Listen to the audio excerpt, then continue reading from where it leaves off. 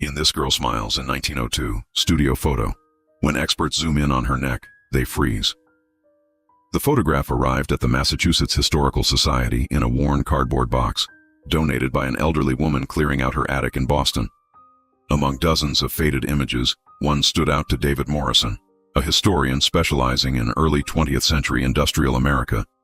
It was a formal studio portrait from 1902, taken in Lowell, Massachusetts, a city once known as the cradle of the American Industrial Revolution. The image showed a family of 7 posed against a painted backdrop of draped velvet. The father stood rigid on the left, his weathered hand resting on a wooden chair. The mother sat beside him, her face stern and tired, her dress carefully mended.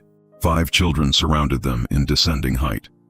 3 boys in dark suits with high collars, and 2 girls in white cotton dresses with lace trim. It was the middle daughter who caught David's attention. She appeared to be about 11 years old, positioned between her older brother and younger sister. Unlike the others, whose expressions ranged from solemn to anxious, this girl wore a faint smile. Her dark hair was pulled back tightly, and her hands were folded neatly in her lap.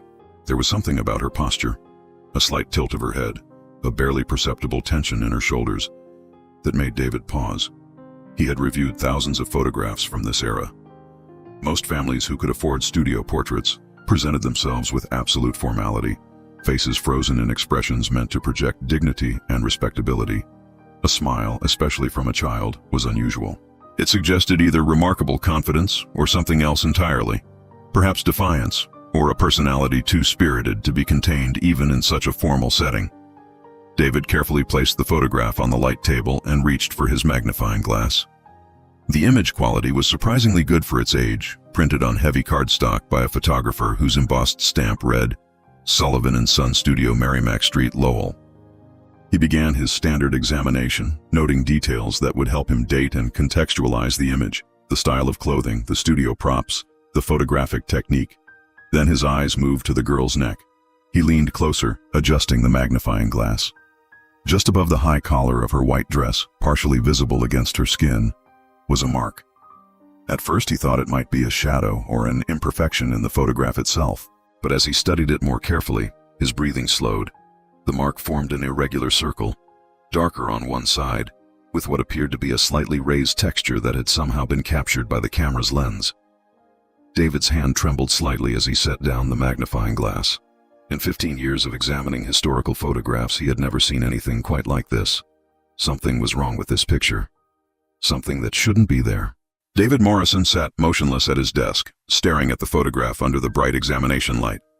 The mark on the girl's neck refused to resolve into something innocent. A trick of the light, a photographic artifact, or a simple shadow. He had spent the last 20 minutes studying it from every angle, and with each passing moment, his initial curiosity had shifted into something closer to unease. He reached for his digital camera and carefully photographed the portrait, then transferred the image to his computer. Using specialized software designed for historical document analysis, he enlarged the section showing the girl's neck. The high-resolution scan revealed details invisible to the naked eye, and what he saw made his stomach tighten. The mark was definitely physical, not a flaw in the photograph. It wrapped partially around the girl's neck in an arc, disappearing beneath the high collar of her dress. The discoloration was uneven, darker on the left side, fading to a lighter bruise-like appearance on the right. Most disturbing was a subtle pattern within the mark itself, a texture that suggested fabric or rope, something that had pressed into the skin with force. David pulled up his reference files on early industrial photography. Studio portraits from 1902 were expensive, a luxury for working-class families. They required subjects to sit perfectly still for several seconds during the exposure. Any movement would blur the image. The fact that this mark was so clearly defined meant it had been present for some time, long enough to have settled into a semi-permanent state. He flipped the photograph over. On the back in faded pencil, someone had written, Kowalski family, April 1902. Below that, in a different hand and darker ink, was added, May their memory be a blessing. Kowalski, a Polish surname. David knew that Lowell had been home to waves of immigrant workers throughout the late 19th and early 20th centuries. The textile mills that lined the Merrimack River had drawn thousands of families from Ireland, Poland, Greece, and French Canada, all seeking work in the massive brick factories that ran day and night. He looked again at the girl's smile. Now it seemed different, Not joyful, but perhaps brave. Or resigned. The kind of expression someone might wear when they had learned to hide pain behind a mask of normalcy. David opened his database of Lowell Mill records and typed in Kowalski 1902. The search took several seconds, then returned multiple results. His eyes scanned down the list. Employment records, birth certificates, city directories. Then he saw it. A newspaper article from the Lowell Sun, dated March 15, 1902. The headline read, "Minor injury at Appleton Mills, young worker recovering." The article was brief, barely 3 sentences. It mentioned an unnamed Polish girl, approximately 11 years old, who had been treated for injuries sustained when her clothing became caught in machinery. The mill superintendent assured readers that proper safety procedures had been followed and that the incident was minor. David's jaw clenched. "Minor injury," he whispered. He looked back at the photograph, at the mark on the girl's neck, at her brave smile. This was no minor injury. This was something the mill had tried to downplay, to sweep away with a few reassuring words in the local paper. David spent the next morning in the archives of the Lowell National Historical Park, surrounded by ledgers, city directories, and employment records from the early 1900s. The park occupied several restored mill buildings along the canal system, preserving the history of America's Industrial Revolution. The reading room was quiet except for the soft rustle of aged paper and the occasional creak of wooden floors. He began with the 1902 city directory, finding the Kowalski family listed at 118 Suffolk Street in the Acre neighborhood, a densely packed immigrant district just south of the mill complexes. The directory identified the head of household as Tomasz Kowalski, listed as a mill operative at the Appleton Company. The Appleton Mills had been one of the largest textile operations in Lowell, a sprawling complex of brick buildings where thousands of workers, many of them children, operated power looms 12 hours a day, 6 days a week. David had studied the conditions in these mills extensively.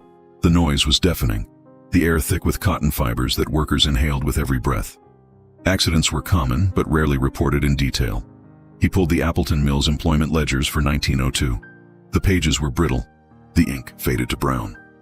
He found Tomasz Kowalski's name easily enough. Hired in 1897, working as a loom fixer, earning $9 per week. Below his entry were listings for other family members. The mills employed entire families, including children as young as 10. There, halfway down the page, Anna Kowalski, age 11, spinner, $3 per week. David's finger traced the line. Anna. The girl in the photograph. She had been working in the mill since at least 1900, when she would have been 9 years old. He pulled out the photograph again and studied her face, trying to imagine this child standing for 12-hour shifts in the deafening chaos of the spinning room, her small hands guiding threads onto massive bobbins that spun at terrifying speeds. The spinning rooms were particularly dangerous. The machines had no guards, and workers, especially children with small fingers, were expected to reach into the moving mechanisms to tie broken threads or clear jams without stopping production. Supervisors walked the aisles, demanding speed and efficiency. Slowness meant dismissal, and dismissal meant starvation for a family that depended on every wage earner. David returned to the newspaper archives, searching for any other mention of accidents at Appleton Mills in early 1902. The Lowell Sun had digitized its archives, making the search easier. He found several brief notices. A man lost 3 fingers in January, a woman suffered burns from steam in February, and then the March article about Anna, though she wasn't named. But there was something else. A notice in the April 12, 1902 edition caught his eye. It was an advertisement from Sullivan & Son Studio, offering family portraiture at reduced rates for mill families during April. The studio was clearly trying to attract working-class customers, perhaps sensing an opportunity after payday. The timing struck him. Anna's accident in mid-March, the family portrait in April. Had they rushed to capture the image while she was still recovering? Or had something else prompted them to spend precious dollars on a photograph? David knew he needed more than employment records and newspaper clippings. He needed to find the Kowalskis themselves, or at least their descendants. He began with census records, tracing the family through the decades. The 1900 census showed the family at the same Suffolk Street address. Tomasz, age 34, his wife Katarzyna, age 32, and their 5 children, Piotr, 14, Joseph, 12, Anna, 9, Stanislaw, 7, and little Maria, 4. By 1910, the family had moved to a slightly larger house on Middlesex Street. All the children were still listed, all still working in the mills. But the 1920 census told a different story. Tomasz and Katarzyna were still there, now in their 50s. Piotr had married and moved out. Josef was gone. David found his death certificate dated 1918, victim of the influenza pandemic. Stanislaw and Maria were still at home, both working in the mills. Anna was missing from the household. David searched marriage records, thinking she might have married and taken a different name. Nothing. He checked death records for Lowell between 1910 and 1920. Still nothing. It was as if she had simply vanished. Then he tried a different approach. He searched for Anna Kowalski in Boston records, thinking she might have left Lowell for the larger city. There, in the 1915 city directory, he found her. Anna Kowalski, listed as a resident of the North End, working as a seamstress. She had escaped the mills. David felt a surge of relief, followed immediately by renewed determination. If Anna had lived in Boston, there might be more records. He expanded his search, looking for any trace of her life after she left Lowell. In the 1930 census, he found her again. Anna Kowalski, age 38, unmarried, living in a boarding house on Salem Street, still working as a seamstress. The census noted that she was unable to read or write English, though she could speak it. Her occupation was listed as dressmaker, homework. The trail continued through the decades. Anna appeared in city directories through the 1950s, always at different addresses in the North End, always working with her hands, always alone. She never married, never had children, never left Boston. David found her death certificate dated November 1967. She was 76 years old, cause of death, respiratory failure, with a note about chronic lung disease. The cotton fiber she had breathed in as a child had followed her for life. But here was the crucial detail. The certificate listed a contact person, someone who had arranged her burial. A niece named Helen Novak, with an address in Medford, just outside Boston. David's heart raced. A niece meant family. Someone who might remember Anna, who might have heard stories, who might have photographs or letters or memories that could explain what had really happened in that mill in March 1902. He immediately began searching for Helen Novak, hoping she was still alive, hoping she would talk to him, hoping she could help him understand the truth behind that mark on Anna's neck and that brave, heartbreaking smile. David found Helen Novak's phone number through a public record search. She was 83 years old, living in the same Medford house where she had been for 40 years. His hand trembled slightly as he dialed. The phone rang 3 times before a clear, strong voice answered. "Hello? Mrs. Novak? My name is David Morrison. I'm a historian with the Massachusetts Historical Society. I'm researching industrial history in Lowell, and I came across some records related to your family. I was hoping I might ask you a few questions about your great-aunt Anna." There was a long pause. Anna Kowalski? Nobody's asked about her in decades. Why now? David explained about the photograph, careful not to mention the mark on Anna's neck yet. "I'm trying to understand what life was like for immigrant families working in the mills. Your great-aunt's story could help us preserve that history." Another pause, then. "Can you come here? I don't like talking about family things over the phone, and there are some things I should show you." 2 days later, David stood on the porch of a neat Cape Cod house in Medford. Helen Novak opened the door, a small woman with white hair pulled back in a bun, her dark eyes sharp and assessing. "Come in," she said. "I made coffee." The living room was filled with photographs on every surface: children, grandchildren, weddings, graduations. Helen gestured to the sofa and poured coffee from a pot on the side table. "Anna was my grandmother's sister," Helen began. "My grandmother Maria was the youngest. Anna was the middle child. She never talked much about her childhood, but my grandmother did later in life when she was dying. She told me things she'd never told anyone else." David pulled out his notebook. "What kind of things?" Helen stood and walked to a bookshelf, pulling down a small wooden box. She returned to her chair and opened it carefully. Inside were old letters, a rosary, and a few photographs. She lifted out a small image, barely 2 inches square, and handed it to David. It showed Anna as an adult, probably in her 40s, standing in front of a tenement building. She wore a simple dress and held a piece of fabric in her hands. Her hair was graying, and her face was serious. But what drew David's attention was her neck. Even in this later photograph, he could see a faint scar running horizontally across her throat. "She wore high collars her whole life," Helen said quietly. "Covered it up. My grandmother said Anna was ashamed, even though it wasn't her fault." "What happened to her?" David asked. Helen took a deep breath. "It was March 1902. Anna was 11 years old, working as a spinner at the Appleton Mills. She'd been there since she was 9.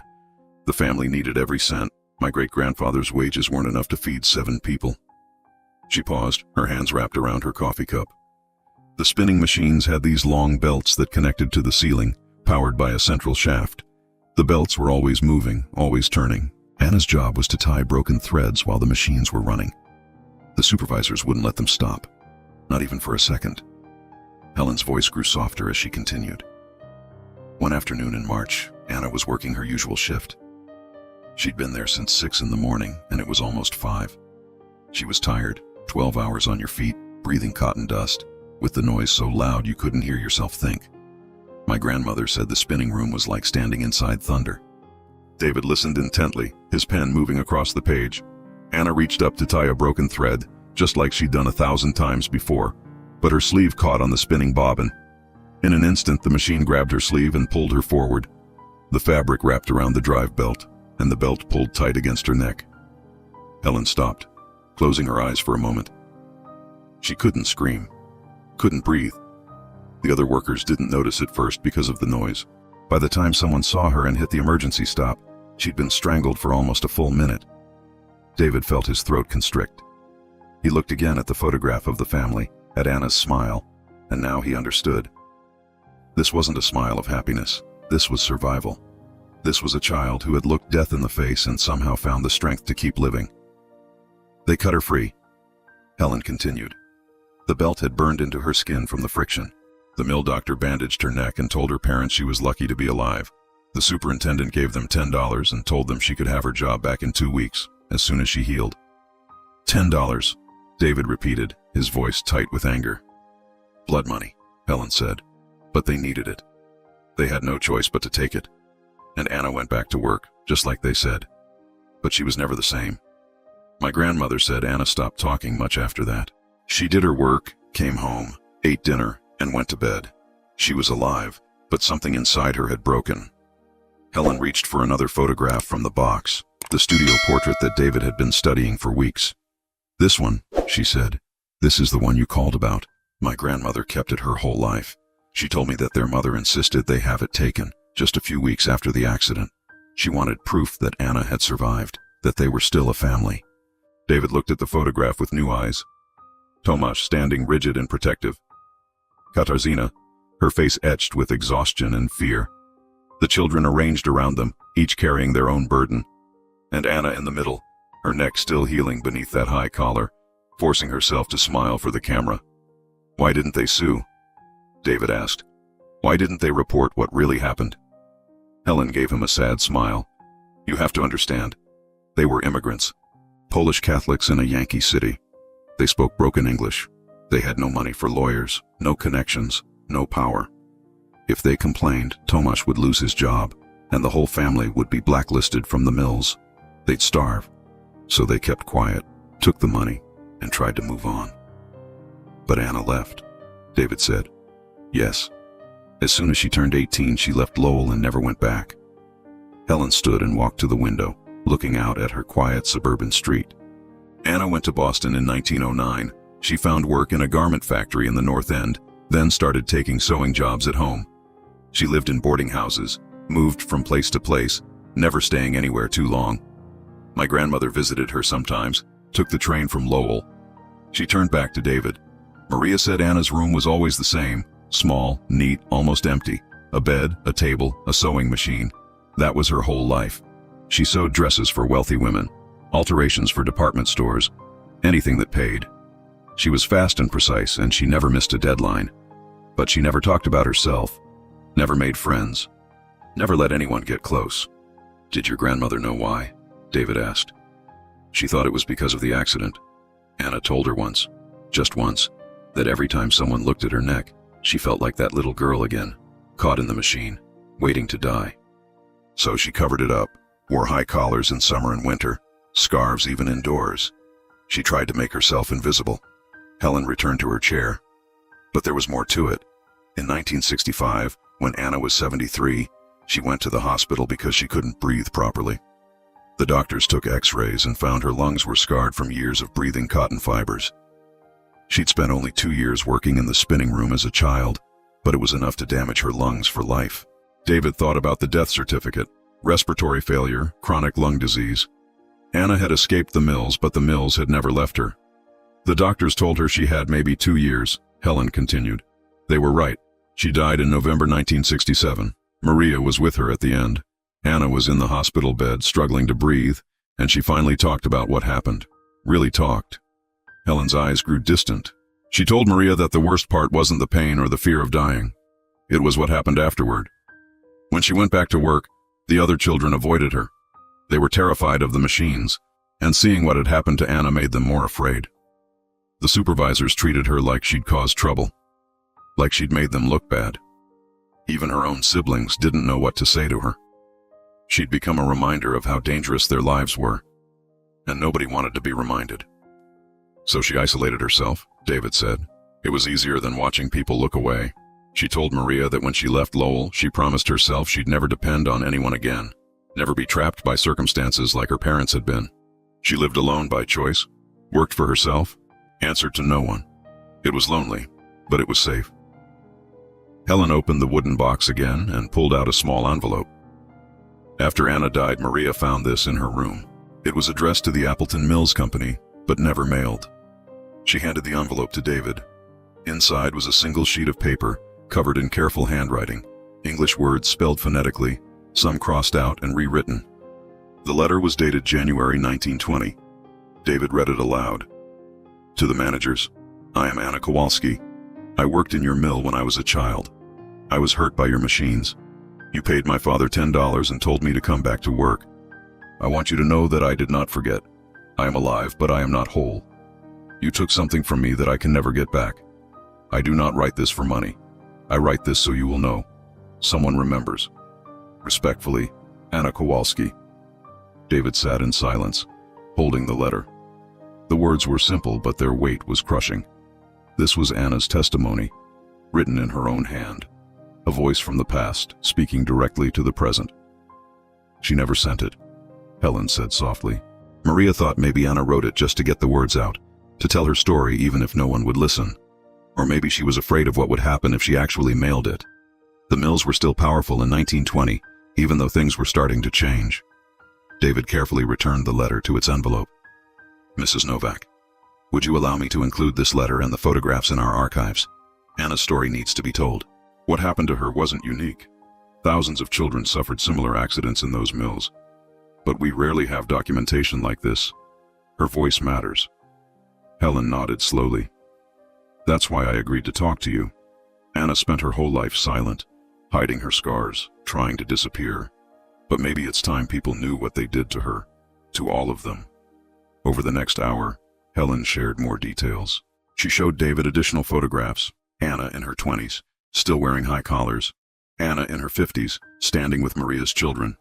Anna in her last years, frail and gray but still working at her sewing machine. In every image, the scar was carefully hidden, but now David knew it was there. Helen also shared stories passed down from Maria. How Anna would sometimes wake up screaming, dreaming she was caught in the machine. How she refused to go near factories or loud machinery.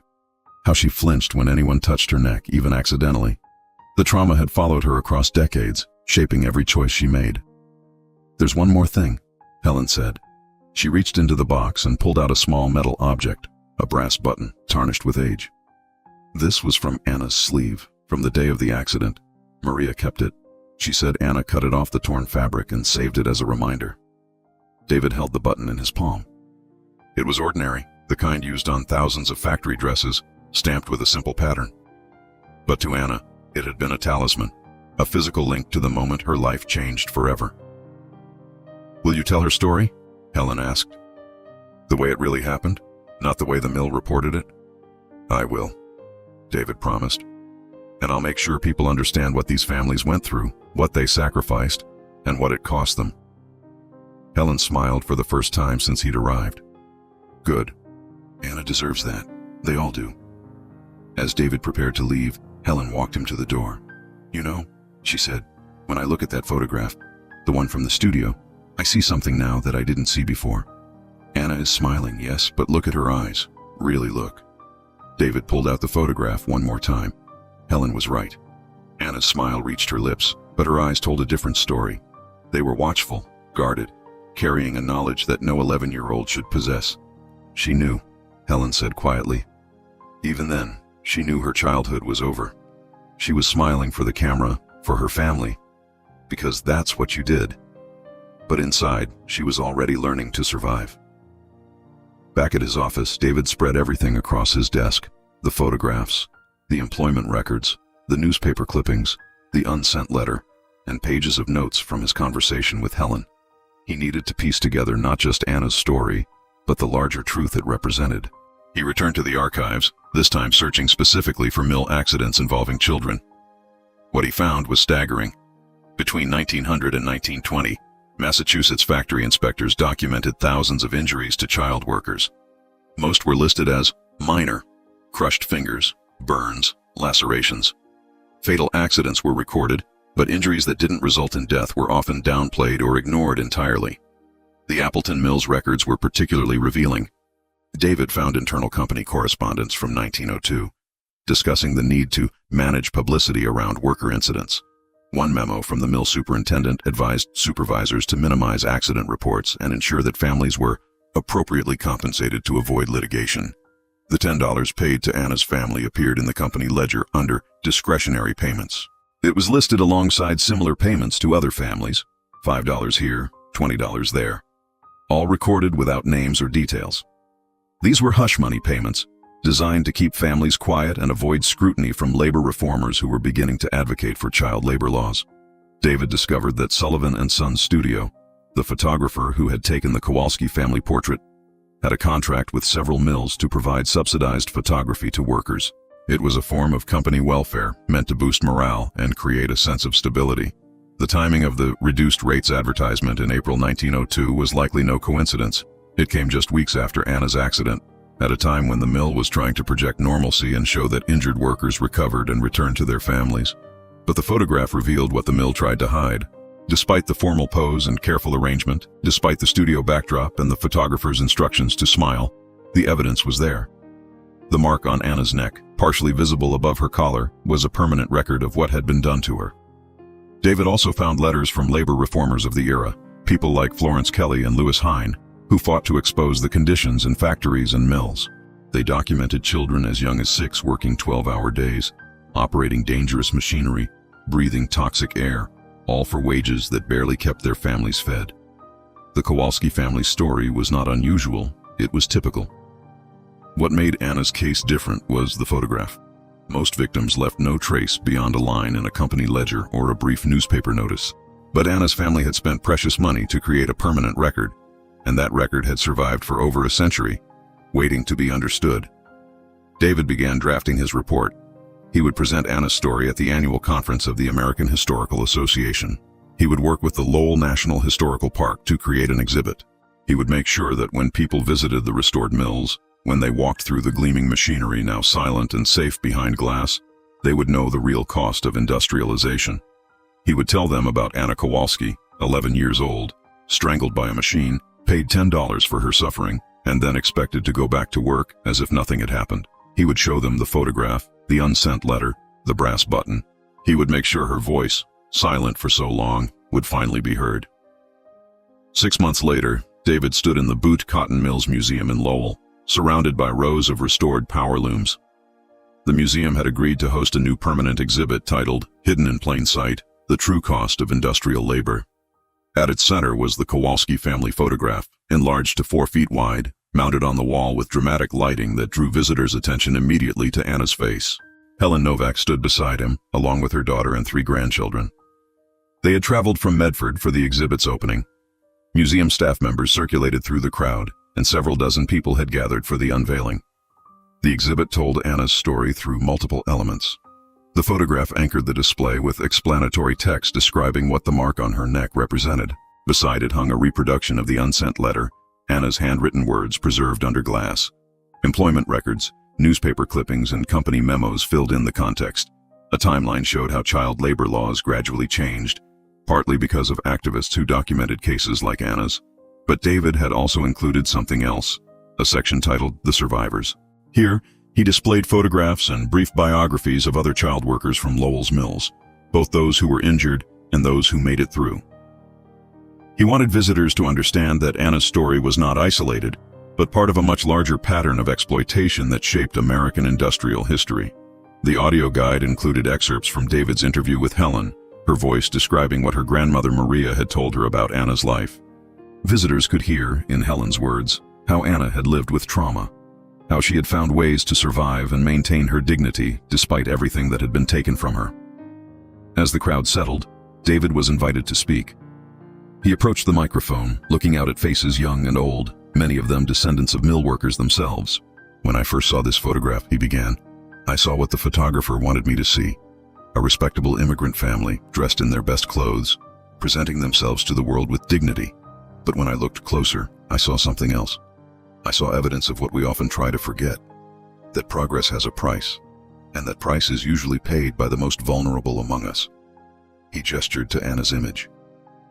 This young girl survived something that should never have happened. She lived another 65 years, built a life for herself on her own terms, and refused to be defined solely by what was done to her. But she also carried those scars, visible and invisible, for the rest of her life. David paused, looking at Helen. Her family kept this photograph for over a century. They knew it mattered, even when they couldn't fully articulate why. Today we understand. This image is a witness. It testifies to experiences that powerful people tried to minimize and erase. It says, "We were here, we suffered, we endured, and we deserve to be remembered." The audience was silent, absorbed. David continued. Anna never had children of her own, but her legacy lives on through her sister's descendants, and now through everyone who sees this photograph and learns her story. We owe it to her, and to the thousands like her, to remember honestly, not just the triumph of industry, but the human cost that made it possible. After his speech, visitors began moving through the exhibit. David watched as they paused before the photograph, leaning in to examine the mark on Anna's neck, reading the explanatory text, then standing back to take in the full image. He saw understanding dawn on their faces, the realization that history was not just dates and statistics, but lived experiences of real people who laughed and cried and suffered and survived. Helen approached him, her eyes bright with tears. "Thank you," she said simply. "Anna would be glad people finally know." David shook his head. "Thank you for trusting me with her story. And thank your grandmother for keeping these things safe all these years."